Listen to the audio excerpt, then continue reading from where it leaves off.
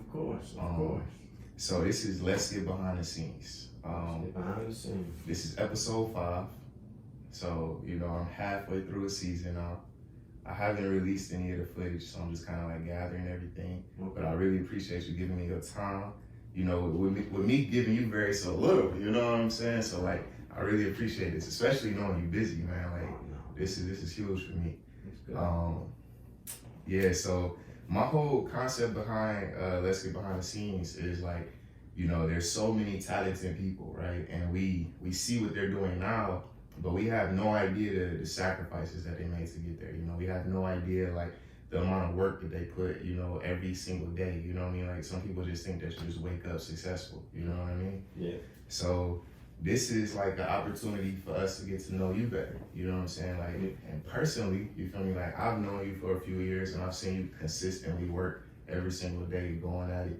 So like, I'm pretty excited to have this conversation too.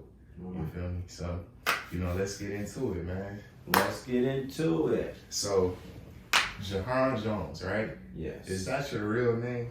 Yes, that is my government name. That is the name that my father liked and chose. It's a Muslim name, but we're not Muslim. He just happens to like, the names. My little brother's name is Rashad. Okay. I didn't call him little brother. We grown men now. It's just kind of hard to call him little brother. That's funny. I guess. Okay. My little brother, baby brother. Is it just you and your brother? Just 2 siblings? I have an older brother as well. Okay. And 2 older stepsisters. Oh wow, nice big family. Yeah. Okay, that's beautiful. Yeah. Are you from LA? No, I'm from Maryland. Okay. DMV. All right. That's not, motor vehicles. That's DC, Maryland. Okay. DC, Maryland, and Virginia. Okay, so that's what they call it, that little area. Put together. I think I heard that before. So do you know where that came from? Like, I think it was because DC, Maryland, and Virginia, they're so close to each other. Like it's literally like, because they're very distinctive states, but it's almost like Hollywood being that close. mm-hmm. But if you went to Hollywood, it's a different state. Mm-hmm. So it's almost like since they're so close and we're pretty much all over, we kind of claim most of it. Okay. And then DC's for D and Maryland's for Maryland and Virginia's for. Okay. Not because it's like, the DMV, motor vehicles, we should try to make it. No, it was just combining. Just making it make sense. Yeah. Okay, that's cool. That's cool. So what's the when it comes to like the differences between DMV and LA, like what made you choose to work here versus doing what you do out there? I knew at a very young age that there was only 2 places that you should go if you wanted to be in entertainment, and that was either New York or LA. And I knew New York was more of a theatrical town for Broadway and plays and everything, which is fine. I love plays. I got NAACP Theater Award when I first got here.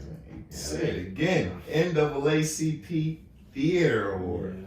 Best supporting male. Woo! It was a play called Sunday Morning. But yeah, I wanted to do more film. And plus LA was warmer. Mm-hmm. It was prettier. New York is fun. I'm from the East Coast, but it's more of it's a city type. Mm-hmm. I'm more of a suburbs type guy. And, New York is city for real. It's the definition of city. You catch the train everywhere. It is. Nothing wrong with it. It just wasn't my vibe as much as LA. So I set my goals for LA. That's funny because believe it or not, that's where I started my career too. Like I'm from Detroit, but I started like obviously in hometown. But when I first like made that big step towards like big entertainment in big cities, New York was my first stop. How'd you like it? Man, I loved it. Obviously LA is my vibe too as well. But I did like the fact that because of like the subway and buses and everything, like the city is connected. Yeah, you really don't need a vehicle that much. Not at all. Yeah. And it's not even like a knock. You know what I mean? Like out here, you don't got a car. It's like, what's wrong with you? Everything okay? You need a car. We can't call you. You ain't got no car. But in New York, just everybody, is just everybody uses the subway. It don't matter how much money you're making. You know what I'm saying? Because it's not even about like just because it's the easiest form of transportation. You know, it's not because people like necessarily trying to save money; they trying to save time. It just makes sense. Yeah, it just You don't makes want to be sense. in traffic and it goes literally everywhere. It's like it's a lifestyle. It is versus like convenience. Yeah, that's true. That's true. Yeah, and I was just there a couple weeks ago for New York Fashion Week, and I literally I acted like a tourist. Like I ain't been there before. I went through Central Park, was walking around there, like walking too. Then I went and got a bike. I was like, let me just bike through. Oh my gosh, was it fun? Yeah. Was it warm? How was the weather? It was still warm. It was still warm. Like I ain't have to wear like no hoodie or nothing. You know what I mean? I mean, probably now it's a little bit colder, but you know, about a few weeks ago it wasn't too bad. So I mean, I've been loving that. But so what year was it that you actually moved to New York? I mean, to LA. I'm actually moved to LA. Man, maybe in 2009. And then that was from New York, right? From DC. Oh, from DC. From Maryland. Okay, so while you were in DMV, you would just like work in New York, but still kind of be like. I never really lived in New York. I took classes. I used to take the Chinatown bus up to New York like every weekend to take some acting classes. Okay. And I visited a couple times, but I never like lived in New York. How far is that from DMV? Like a 4-hour drive. Oh, that ain't bad. 4 to 5 hour drive. So like something from here to Vegas or something like that. Basically. So that's why I was going up there taking those acting classes. Okay. But I never lived over in New York. Did you always know you wanted to be an actor? Oh man, at a very young age, I feel like 7th grade, around that time I was trying to, when you start to evolve into or having to figure out what your life is going to be. You play around with what you want to be when you grow up. When you're like a 2nd grade, the teacher asks you that, I want you to pass it. I got these, astronomical dreams and stuff, which is everything is doable. Anything's doable, guys. Whoever's watching, they see. If you want to be president, go ahead. But as you get around 7th grade, getting ready to go to middle school and get ready to go to high school, you got to get a little bit more serious about what you want to do. And I kind of started to formulate, I always used to watch like movies and get that funny feeling of, seeing those movies and wanting to be a part of that, wanting to be in the TV. And, the seed was planted there. So I kind of was like, I think I want to try to figure out how to do that. I want to be in entertainment. And it got a little bit more clear, like by the time I got to 9th grade. Oh, wow. I started trying to figure out how to audition, get into plays. That's why I got into TV production. I took some classes. We had I went to Suitland High. It's a good performance art school. Okay.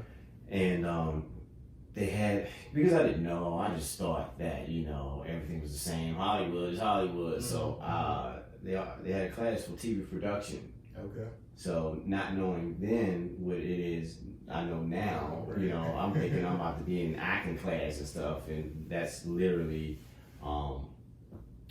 it's all production. It's camera work and behind it, learning how to edit and everything, which it actually, it was kind of fun. It was kind of fun because it's a lot of money in all that. Yeah, I got a chance to learn how to, edit a little bit, little techniques that I use now that I didn't even think I was going to be using. They let us borrow like a little camcorder at the time to shoot a project. That big too. Yeah. to shoot a project, and I remember I used to play around with that camera because as an actor, most people that don't do stuff in front of camera or on a mic, they don't know how their voice sounds. We don't know that our voice actually is different sounding than what it is in our head. And that was very shocking to me when I heard it for the first time. I remember that project we recorded, and I had one of the most embarrassing moments in my life because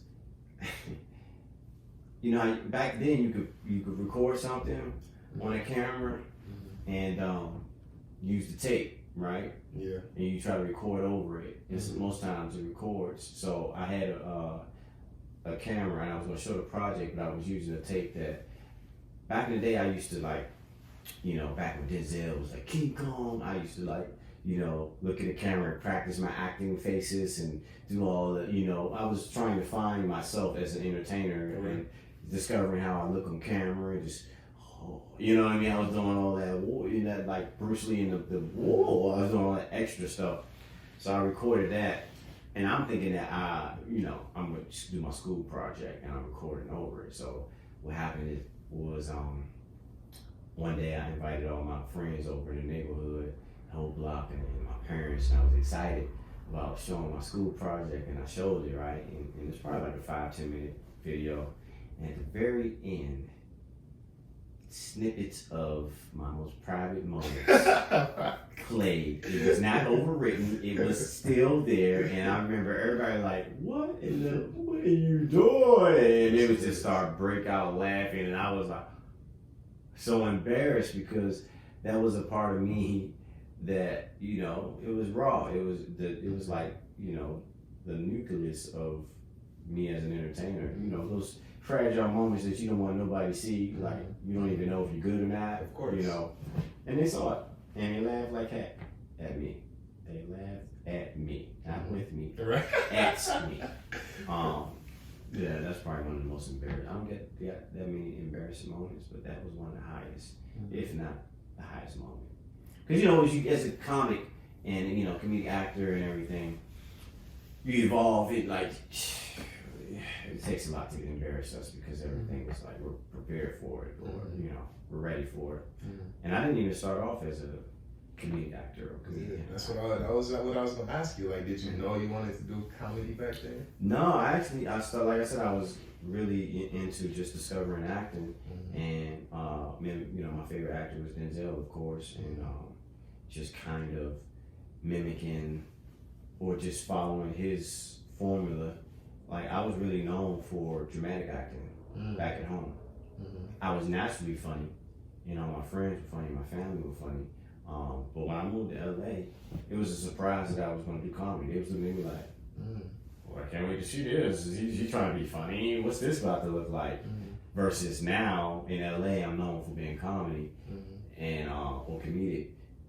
Most people, if I tell them I do drama, they'd be looking at me like, whoa, he does drama? Right. Let's see what that looks like. You know what I mean? So, yeah, I started off doing drama.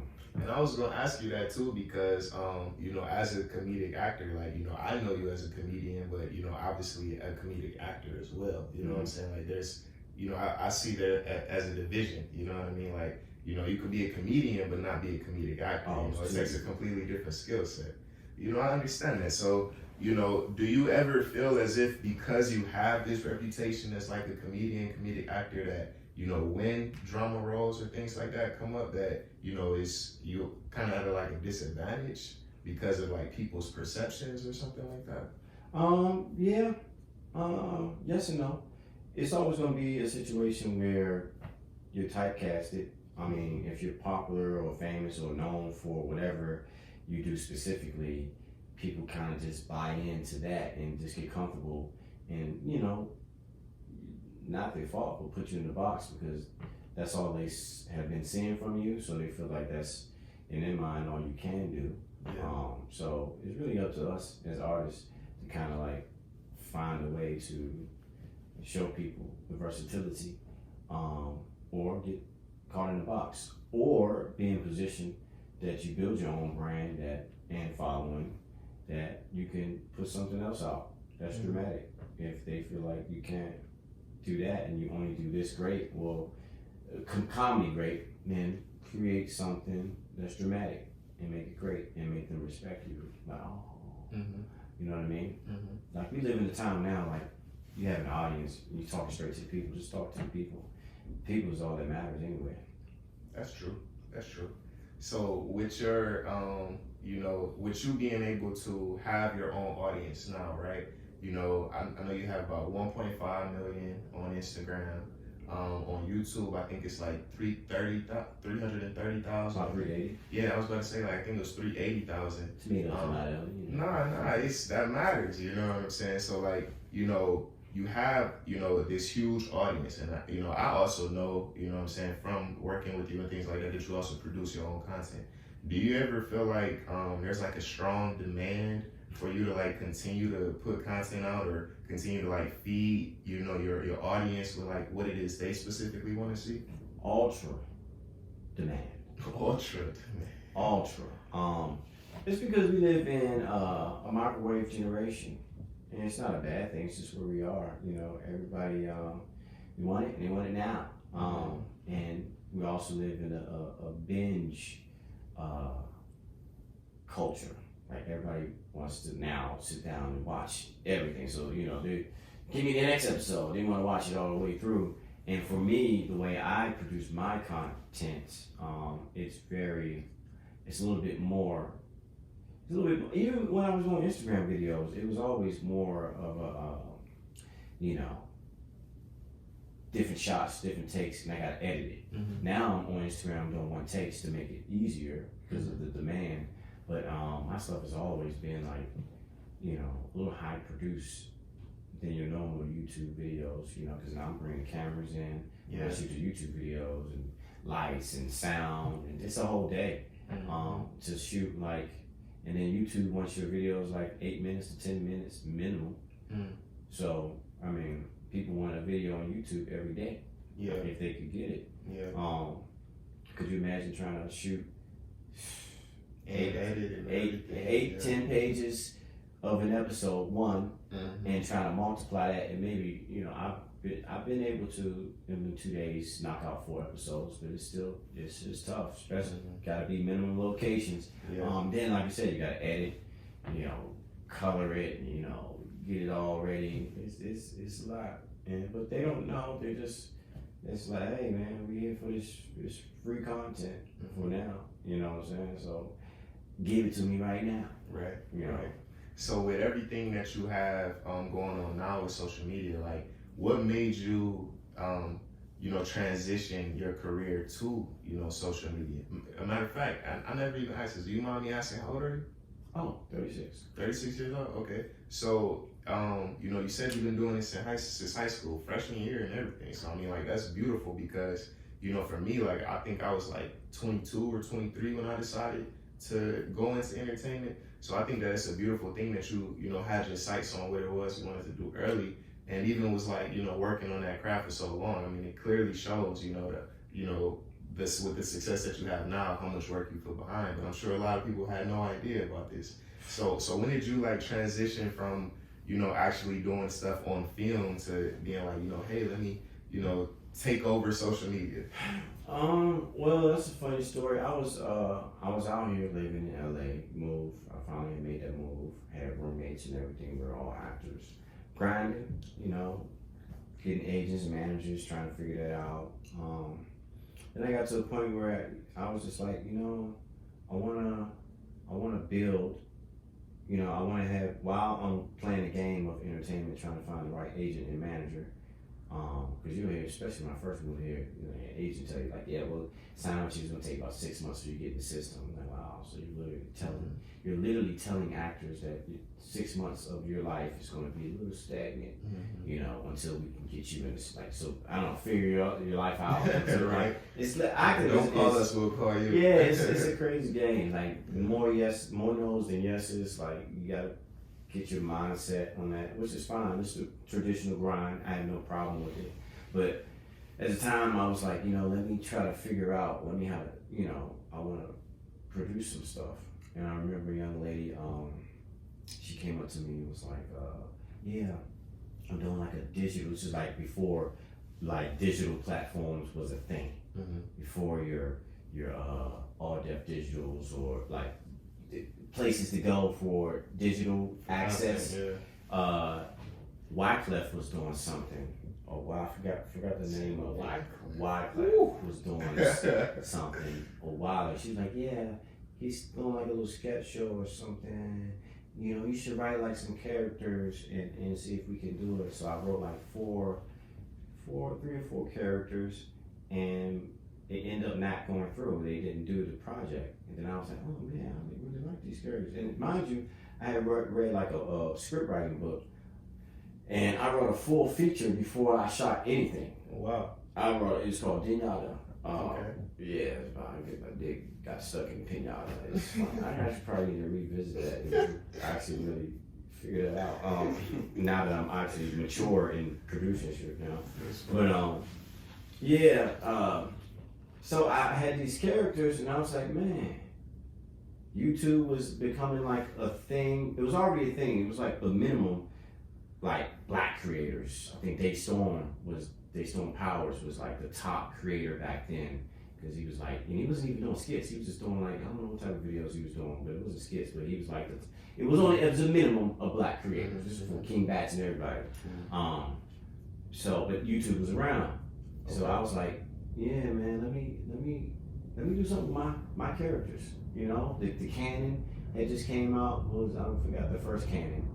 It was a T2I, T1, something like that. But it was the first canon to come out, and it was a beautiful camera that was actually affordable.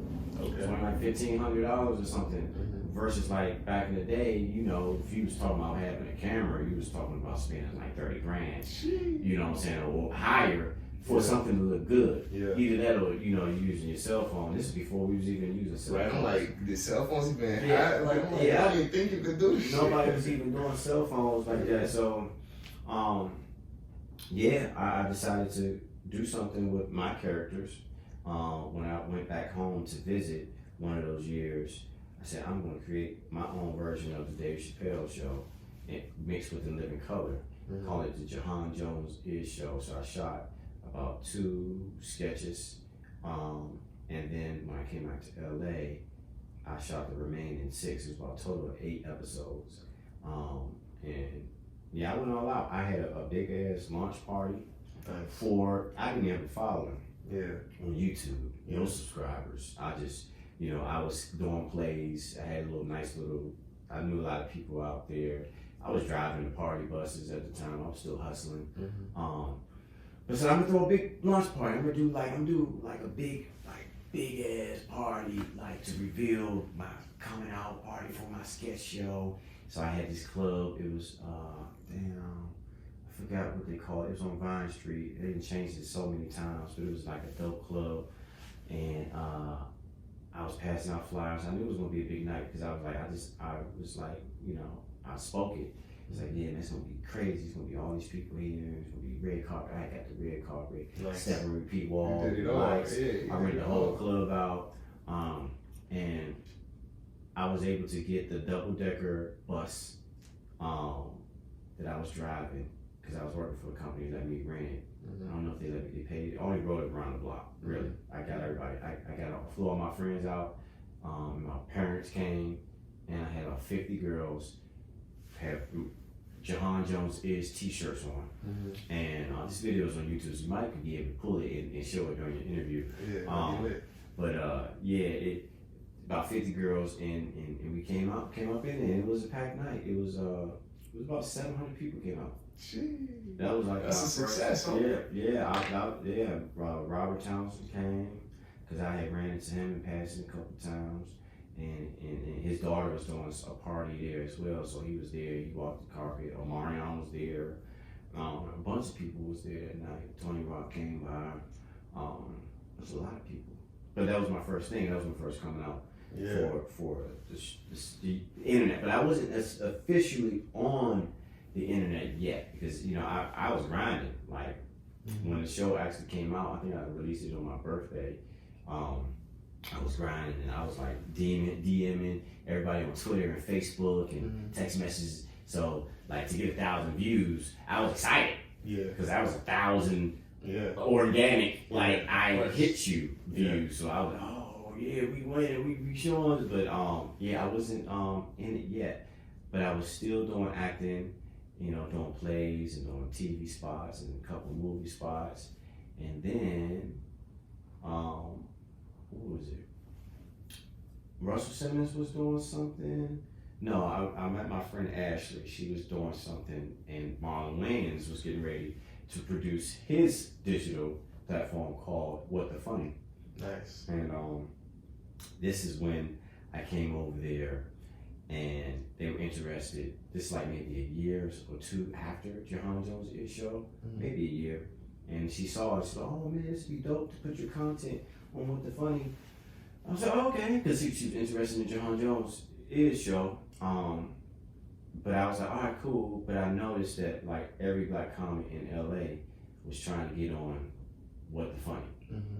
And he had like 30 family members that he was gonna put on first. Right. You know what I mean? So I was like, how do I stand out aside from, you know, getting mixed up in this demand? So that's when Vine first came out, the app Vine. And I knew all the creators, you know, because I had did a couple of stand-up shows with King Batch, Andrew Batchelor at the time. I knew him before he even got on Vine.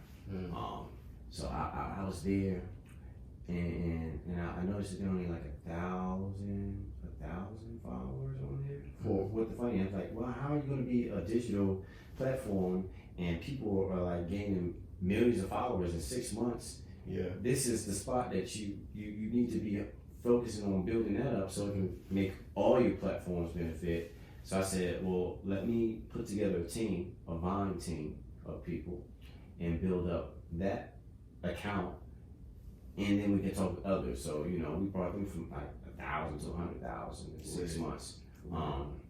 But yeah, but how I got on Vine was because, you know, I noticed I was still driving the bus at the time, and I was still doing YouTube videos. I'd do like spoofs. Okay. You know what I mean? Like something happened current, like once a week something would happen. So I would spoof that. I think back then Ocho Cinco had his scandal about, you know, his girl was domestic thing. I, you know, put the ball cap on and I did my version of that. So I would do little spoofs like that. And then I noticed that Vine, because Batch had texted me, he was like, yeah, he was a mass text, like, you know, I'll come on out to my bowling party for my 1 million followers on Vine. You know, it was just funny because that was his first 1 million followers, and now he got like 40 million followers, but that was the first. And I was like, what is this? My homegirl was like, Erica, she was like, you need to get on Vine. I was like, what is this 6-second app, man? I'm an actor. I do plays and stuff on TV. What is this?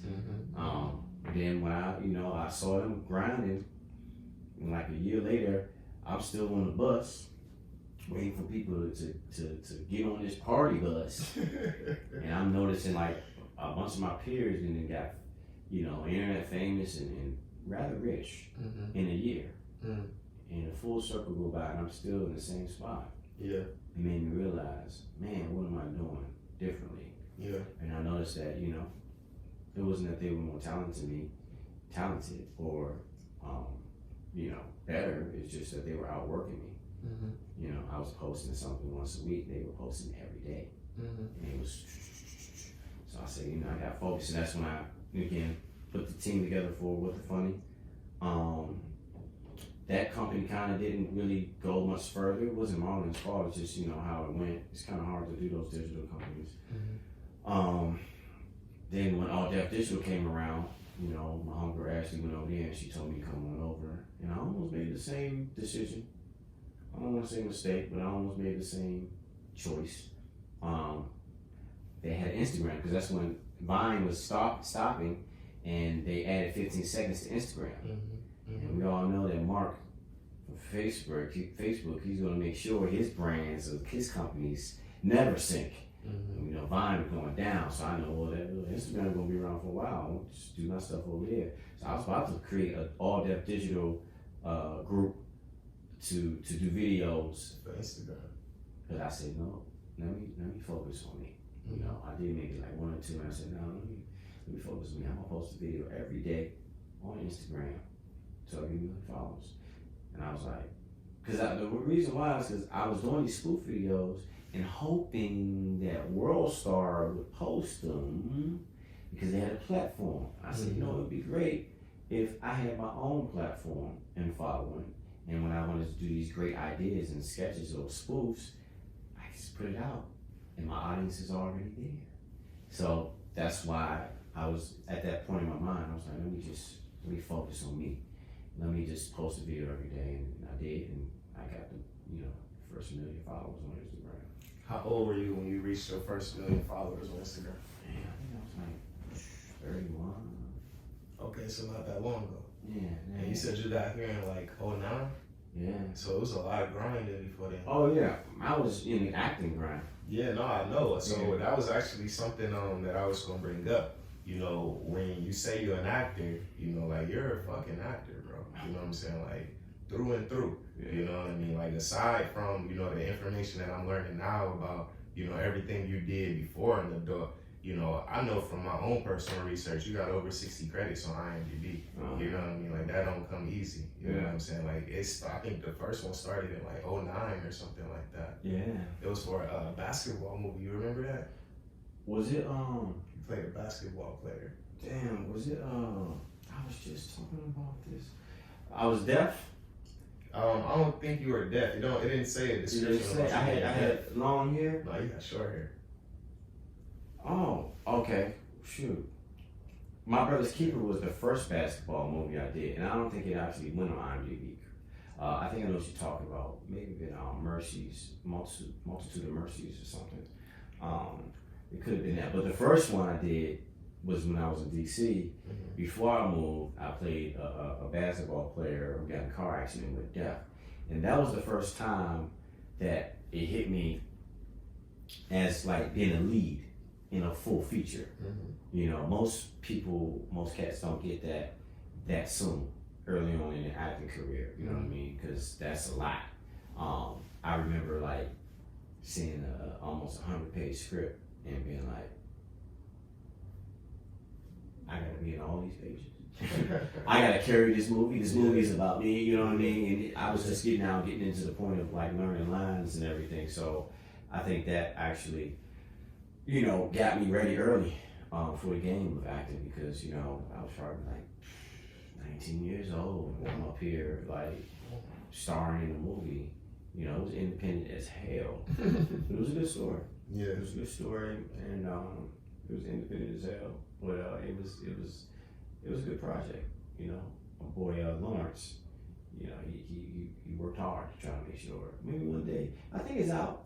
I think he waiting for me to like blow to release it. Like, you know what I'm saying? Some Kevin Hart status, he was trying to put that movie back out. Lawrence trying to put that movie back out.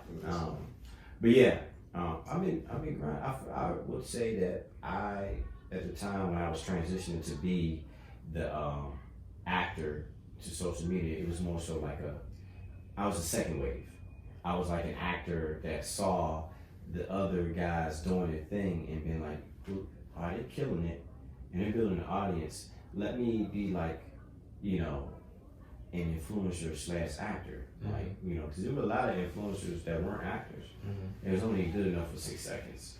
So with you know, getting started on this, you know, even though you feel like you may have started on the late compared to some of your friends, you know, there are other people that feel like, you know, that they may be starting late if they started right now.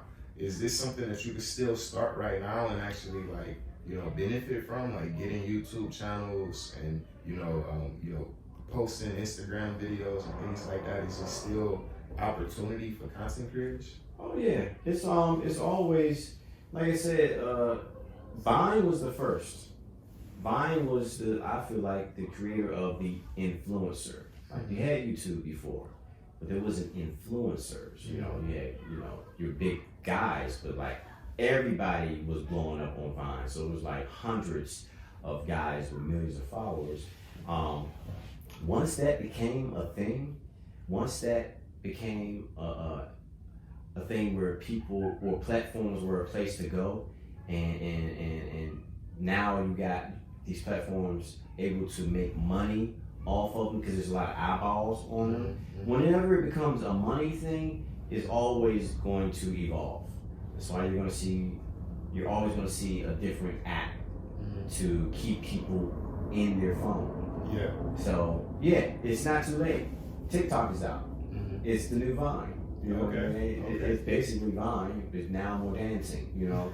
But it's that same energy of like when you got the kids on there, and you know, I know a couple people that blew up, and they were actors later on in the game, and blew up. Older too, not even like they was like 19, they was like no, they found their niche and they blew up. Yeah. I mean, you said that you got your first million at 31, right?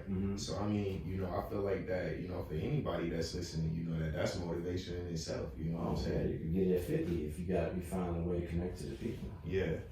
No, that's beautiful, man. That's beautiful. Yeah, they're 82. There's older cats. If you want to be the grandma that's famous for twerking, or the grandma that's famous for saying little things or cooking, and you find a way to get to them, they don't matter. They are showing up to you, not for your age. These apps aren't built for ages. They're built for entertainment. Mm-hmm.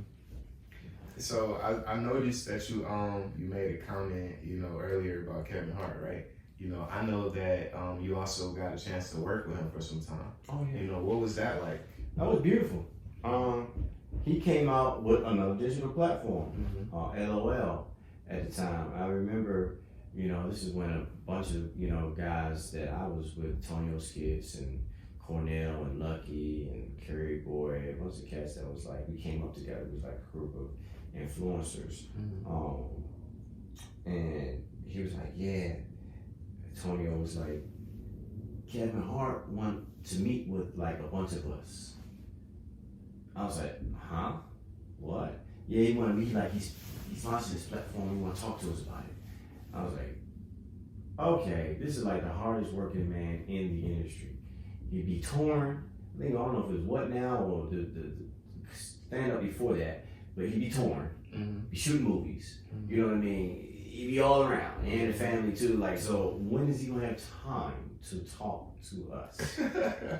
So I go to this meeting and I'm like, oh yeah, I know how this gonna go. It's probably gonna be like, you know, one of his assistants or something, you know, talking on the behalf of Kevin and his company and everything. Of course. Get there, about 10 of us, we all around this long table, and lo and behold, this little nigga come in, walk in, and you know what I'm saying? Sit right at the end of the table and pitch to us.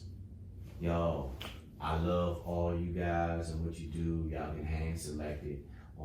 We've been seeing what y'all doing, and we trying to create this digital platform called Laugh Out Loud. And we basically want y'all to do what y'all do for us. He basically was pitching the biggest comedian in the world, selling to us, trying to sell to us to come work with him. Yeah.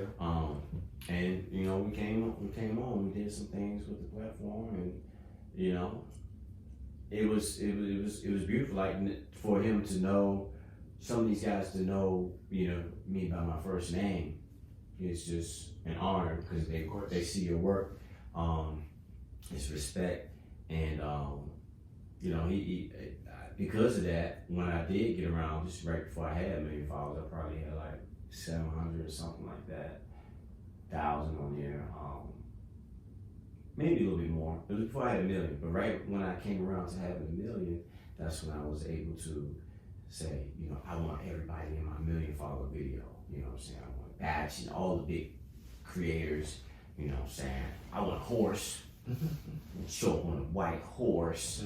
You know what I mean? It's about to be the most, because everybody used to do like celebrations for the 1 million followers, like, oh, like a dance or like something cool. I was like, now I'm about to kill everybody, but I said I want a marching band with the drum catching the horse and everybody in it.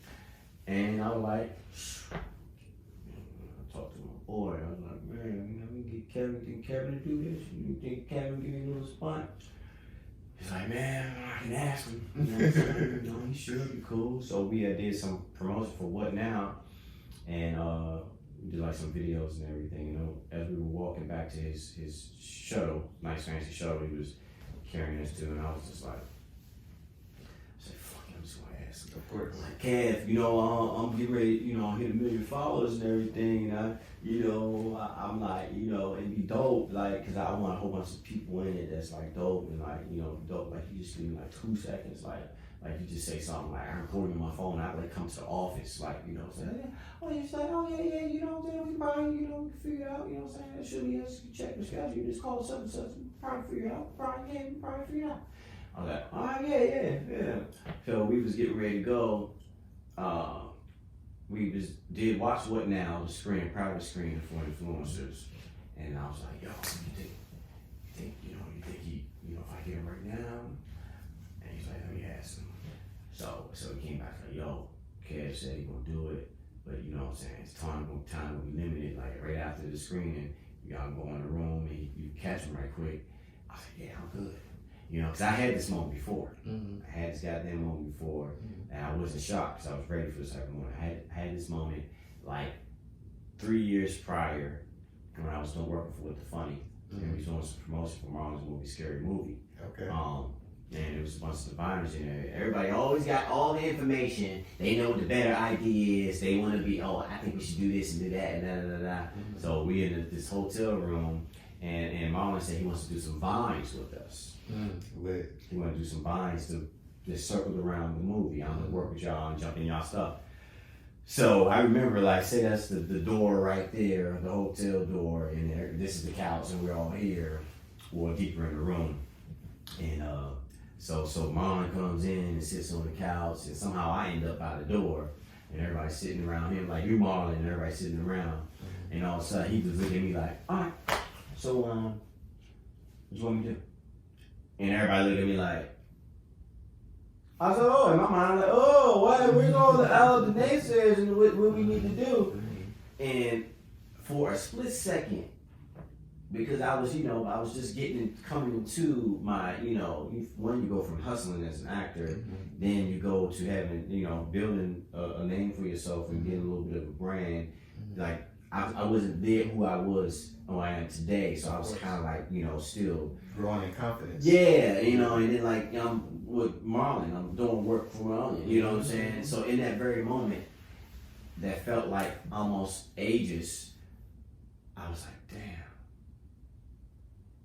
I'm fucking directing Marlon Wayans right now. You know what I'm saying? Because he literally, that's a fact. He was literally asking for direction. He was like, tell me what you want me to do. And the moment I was like, damn, I grew up watching this dude and his family, and now, technically, I'm his director right now. It was one of those moments where I was like, but I snapped out of it, like, it was quick. All right, so we're gonna do this, and we're gonna do that, and we're gonna do that, you know what I mean? I snapped out, but that was the first moment. So when Kevin Hart came around, I was already a pro at it, So I was like, all right, because Antonio was like, all right, you gonna film me? I was like, look, all right, so Kev, I know your time short, so look, you just gonna sit there, and I'm talking about I just made 1 million followers, and you're gonna clown me. You're gonna clown me, I'm gonna get one take of you, and then I'm gonna get the coverage of me, and that's it. Boom, got it in, got it out. He was like, all right, cool, and that's how I got Kevin Hart in my celebration of 1 million followers. You know what's funny? I got the biggest black comment at the time in my video, and you know what they was talking about the most? Dang, man, this dude got a horse. This dude got a horse in this video, man. Not that I got the biggest comment. And like, this dude got a horse, dog. Like, wow. That's funny. But that was that's a little bit of my story. I don't know where I was going with that, but nah, man, that's pretty much what it's funny because like that's what my follow-up questions were gonna be. It was like, when you get around these other entertainers and actors and celebrities, you know what I'm saying? Because you are yourself a celebrity as well. Like, do you get the respect? Do you have to like fight for it, or is it just kind of like given? You know what I mean? Because obviously they see you, like it's kind of hard to like, miss something that, has 1 million followers. You know what I mean? It became a new thing. Like it was definitely like, Cedric was at an event, and he was like, yeah, I see the young guys out there doing anything online, and like they got Batch and Juhahn, and like just to hear your name, and like Snoop Dogg would jump in a couple of my lives and see stuff, and then when I see him in person, he'd be like, what's up, Juhahn? Like for them to know. I think that shit is overheating. Yeah, I think it's done. I think that one is done. That's cool. So yeah, it's dope. Like to for all these guys to just kind of like know your name, these celebs, and just be like, give you nod of respect. And that's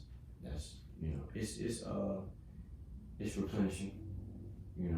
But you still gotta do your own grind. True. You know what I mean? So even when it comes to like your grind, like, it's something that's still going, like you're still working on. Like I said, I know how that I just caught you from leaving the set, on the way to another project, even with this time, you guys don't know, but it's like 9:30 at night right now, probably like 10 o'clock. This man working overtime for your boy right here. So truly appreciate it. You know what I'm saying? For real. But like I said, I see everything that it is that you're doing. And then even the stuff that I wasn't aware of. I was doing research before you came here, so like. I know that you're an actor, you know what I mean? Like a real actor, not just, for play. You know what I'm saying? Like a credited actor, you know what I mean? And from what you were telling us too, an award-winning actor. Mm-hmm. I know that you're also a writer. Some people may not know that. Producer, this is something that you're putting it all together. And one of the other things that you just brought up was director as well. But I saw that you directed Killer Bay. Yeah. So that's a new project. Yeah, Killer Bay actually, I started that a couple years ago, and we're putting it out, the final finale season of it. But yeah, I wrote on there with a partner, Evan, and produced and put it out. Nice. That's one of I had two projects that heavily produced on YouTube, and that was that and You Hated That. Mm. And we just finished producing our movie, You Married That. It's in post right now, and we shot that big time. Nice. A lot of money was invested into that, but that's for aiming for that to come out on Valentine's Day. So, And then you also have like a merch line and stuff like that. not yet. Well, you have the Killer Base. We got the hoodies. So we played around with a couple things. Yeah. But when I go into merch, I want to go in. You got life-size cutouts of yourself available too for sale. I do? You do. What? Yes, What's the image of that? Yes, sir. It's a picture of you wearing all black, kind of similar outfit, but it's like a black and white jacket. And yeah, seriously, you type in your name, like it's like you go buy like face masks with your face and like a life-size cutout or a mini-size cutout. You lying. I'm not lying. What size is that connected to? Google. Google. Bro. Is it something that it looked like it was my company? Bro, it's or somebody else? Like when you type in your name, literally just your first and last name, how it has like the all images, videos, shopping. You click shopping. Boom, right there. It got the Killer Bay stuff and it has your stuff too, like just you personally. I understand, because I did do some Killer Bay stuff, but I don't know about me though. I'm like, telling you. what Man, I'm let's wearing? get this computer on, man. Hilarious. Yo, listen, it's no cap. Because I'm like, what was I doing? I know I did Killer Bay, and I don't remember uploading no images of me just like. Man, I'm serious, because I was just looking at this. Like, I like to do research on everybody, before I talk to them. So right here, when you go to shopping, right? Yeah, there's a door on me and there's a door. What is that? Wait a minute. What is this? Yo, fool, that's you. I told you. What? It's a cutout? You can buy life-size cutouts, or you can buy like $69? That's $69. Somebody's selling my cutout for $69. That's linked to you. They feel like they supporting you right now. They're like, yeah, he gonna sign it for me. Who is doing this? Yo, that's funny. A cutout? Didn't know that. Yeah, I'm definitely gonna clown this later on. I just wore this probably not too long ago too. This looks like a picture I had recently. That is funny. Y'all seeing this? It's real. I told you. Wow. Okay. So when I was looking at this, I was like, oh, that's cool, man. I was like, he got I everything. wonder if that's sold. I'm entitled to some money, honey. $69 for a cutout. Jeez. And the Am I a sex doll? the movie that I was talking about too, because it was in my notes. It was in 2005, and it was called Multitude of Mercies. Oh yeah, that's what I was saying. Multitude of Mercies. That was the one. Yeah. So, yeah. When you look back on the covers, I said Multitude of Mercies. That was my first. It was I don't know if it was a contest project, but it was a project that went on BET. Mm-hmm. It was about AIDS, I believe, and I remember for the lead role, it came down to me and this one dude that they liked, So the dude's like, all right, it's a basketball role. Fuck it. Play 10 for it. I was like, oh, okay. I was a baller, but not really balling. I know how to play, but I'm not a baller. You know what I'm saying? And he was smaller. I was like, okay, I'll beat him. You know what I'm saying? But he was pretty fast. So he beat me for the role. He beat me for the goddamn lead role. I got another smaller role, but he beat me for the role. It wasn't like a crazy. I think he won like a point. So y'all literally played 1v1 for the lead role. Can we do that every way? Matter of fact, hold on. He's like, can we do that for Avengers? Right. So yeah, he beat me in the game. Beat you 1-on-1 by 1 point. Yeah, I talked to him later on down the line. Yeah, I'm about to say those gotta be fighting words, bro. It's like you gotta come back. He cool. Run it back, homie. He moved to LA for a little bit. Then he didn't left. He joined the circus. I'm not joking. I'm not trying to clown. It sound like you trying. No, I'm not. He it's did. like, yeah, he beat me that one time, and I ain't seen him since. No, he legit joined the circus. Yeah. He did. Okay. Yeah. Wow. What are you, like the Harlem Globetrotters or something? Like, no, circus. He's a clown. Wow. This all sounds horrible. It sounds like a horrible. horrible joke. I'm just basically stating facts. Yeah. You know, he was a cool dude. Yeah. I don't know what he's doing now. I mean, shit, 2005, that's 16. He got my ass back then. Let's just say that movie, he got me. Listen, man, I want to shake your hand, man, because, you know, when you talk about 2005, my brother, 2005, my brother, and you was doing it before then, hats off to you, man, for real. Like you got to put some motherfucking respect on his name, man. I like, for real, man, because like I said, for me, you know, like I said, even on the outside looking in, like, all I know you is for the funnies, you know what I'm saying? And you good at it, you know, that's what I know you for. You consistent at it, too. You know, I know you post weekly, damn near on all your platforms, you know what I'm saying? You know, I've been in your projects and stuff like that. So, like, that's all I knew. You know, even when I first moved out here to LA in 2017, you know, coming around the sketch house a couple times, like, that's literally all I knew, you know what I mean? And for me, it's funny how you said that you have, like, you know, a drama foundation. Like, that's what my foundation has been, too. And it's really almost been like a typecasting type of situation, too. Because I got into acting to do action acting. Like, I'm an athlete, so I like doing the flips and, you know, the fights and punches and kicks and stuff like that.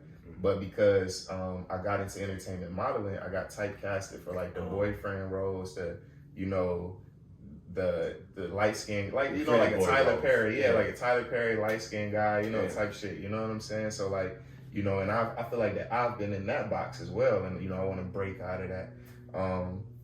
So when you make the advice about, you know, creating and producing your own content, I mean, like, clearly it works, because look at all of the success that you've been able to have from, you know, not waiting on the opportunity, but, like, you know, kicking in the door, you know what I'm saying? And one thing that I also respect about this conversation is that, you know, when you kick in the door, you make sure that you heard, you know what I mean? Like, everything that you told me when you celebrate something or when you know, achieving goals, like, you know, you letting everybody know you're doing it grand, you're doing it big. And I love that, man. I love that, because you're supposed to celebrate your success. You know, if nobody else gonna do it, you gotta do it. Exactly. You know what I'm saying? I think I got that from just being a big fan of Michael Jackson. Really? He could never just do anything regular. You know what I mean? Like, if he's coming downstairs, he's coming down with 100 soldiers. You know, if he's still coming to stage, he's zip lining all the way to the stage, or he's leaving stage, he's got a rocket on. Like, it was just, I just saw him growing up and was like, so I kind of probably got that just from him. It's a celebration. It's a show. Yeah. You know what I mean? It is something that I'm doing, but it's a performance. It's a showcase. You know, it's not just like, hey, I did this. Like, no, it's got to be like, yeah, you remember this moment. That's beautiful, man. That's beautiful. So what are you working on right now? Right now, just focusing on getting this first movie out. You Married That. That's the main focus, is getting that out. Finishing up Killer Bay. I just shot a horror movie. And working on a superhero project that I'm going to keep a secret. This is a lot of work. You just named like 5 different, you know what I'm saying? We got to slow it down for the people that, you know, wasn't listening clearly. Rewind it. Man, that's a lot of work. That's a lot of work. I'm probably missing some stuff, but, you know. I mean, I'm sure, you know. Back in stand up. So yeah, that's Okay. another heavy tool of time that needs to be nourished. But yeah, Is that something you do just for fun, or? No, I like entertaining people. Okay. I love that natural reaction because I used to get that a lot. Also doing plays, and it's nothing better than seeing people, hearing people laugh right in front of you. It's instant gratification. But it's one of the hardest things. Like you said earlier, it's two different shifts. You can be a comedic actor, you can be funny, but it's it's like driving a car. You know how to drive an automatic does not mean you know how to drive a stick. True. So it's like you just being natural at it and know how to be funny helps you. You just gotta get into that groove, and it's repetition. So. Okay. So we listed a lot of celebrities that you work with, a lot of celebrities that you get respect from. Have you had any like negative experiences when it comes to people not appreciating your work or not respecting your craft? Oh yeah, you're always gonna get what I've come to realize that not everybody's gonna like you. There's no way possible that you're ever going to make every single person happy. Even when you're like the top dog, somebody's gonna have something to say like, they I know somebody who's funnier. It's just like the yin and the yang. There's no good without bad, no bad without good, no night without sun. Like you're gonna have, it's just, you should have. Because what makes good and great so much sweeter is that you had some bad in there to make you appreciate the good. True. So, I never really feed into, anything negative. Of course, as human beings, that we can be affected by stuff. But you gotta take everything as a grain of salt. And sometimes you gotta analyze yourself and see what is it that you may have done to get their point of view to make them look at you or your work like that. Yeah. Maybe they have a reason for it. Okay. A lot of people don't have a reason for it. They're just haters. And they just want to say something negative. Or you have some followers that just want to say something negative to get your attention. So it's a lot of different variations that you gotta cipher through before you take it to heart. Right. Because if you better have tough skin, especially getting into the digital realm. Okay. Because it's like you have now put yourself out there for everybody to criticize you, whether that's good or bad. You've put yourself out there to be objective to their opinion. The network is different. They don't know who to criticize or say. They might say the show is bad, but they can't say, you're bad. They can say the show is bad. Right. So, and then you can, it wasn't just me, it was somebody else. Yeah. When they say it's you, that's what you do on social media. You put yourself out there for them to ridicule you. And people is like people. They crucified Jesus. He was great. All right. But people are gonna find a way to crucify you. Yeah. See you fall, so they can see you rise. Yeah. And then crucify you again. Yeah. That's just the formula of entertainment. So out of all of the hats that you wear, right? Do you have a favorite? Like I said, we know Juhahn Jones now is actor, writer, director, producer. I'm missing some things. Like, it's so what's your favorite hat? I'm always gonna be my top is actor. Boom. Okay. That started off. That's where the seed of the nucleus of all of this is. Started there. Everything else is just connected to it. It's just a branch of it. Stand up is performing and acting out on stage. Yeah. Producing and directing my own stuff is a support system to me acting. Because if I don't do it, then who's going to do it? Right. So it's not all going to act. Yeah. It's all connected to me. Yeah. You know what I mean? Yeah. So.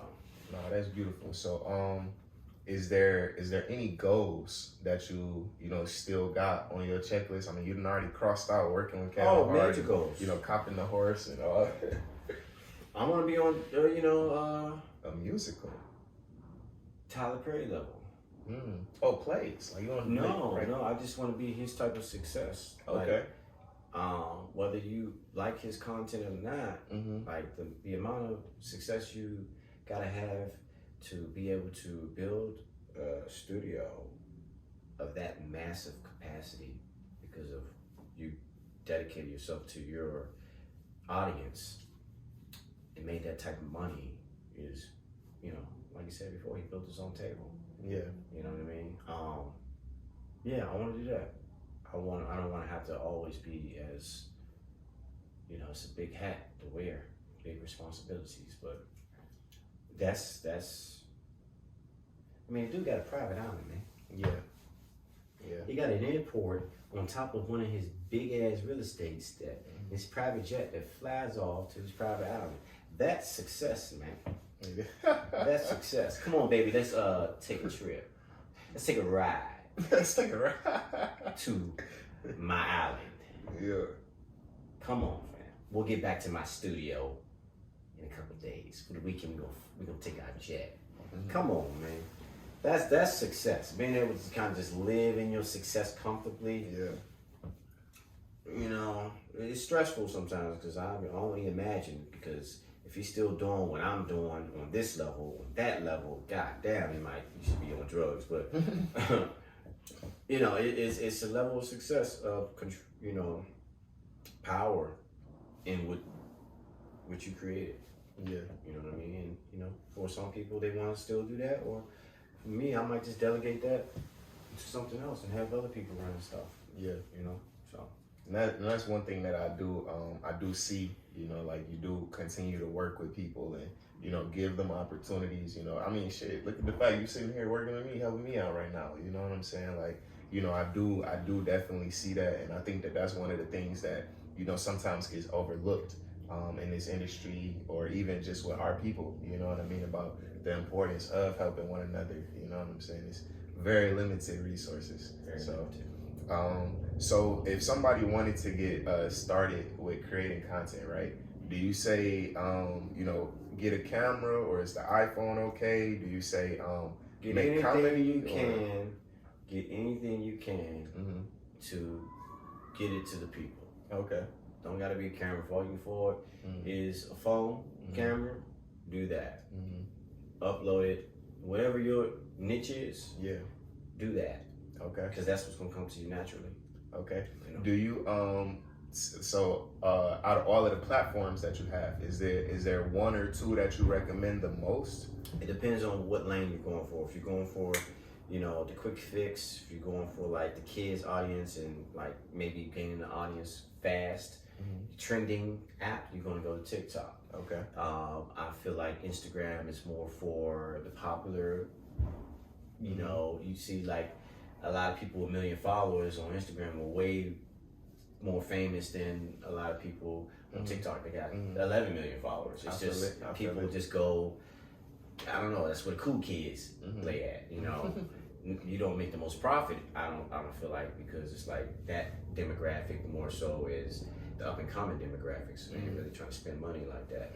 Facebook, you go for the older crowd. Okay. That's where the older folks go, which is where the money is, because they will come to a comedy show, they'll support you. That's where your mom and your dad and your aunt and the more mature people dwell if they're gonna be entertainment. So that's definitely good for that. And YouTube is more so like, it's a little bit similar, but it's more longer content versus Facebook is shorter, like 3 minutes.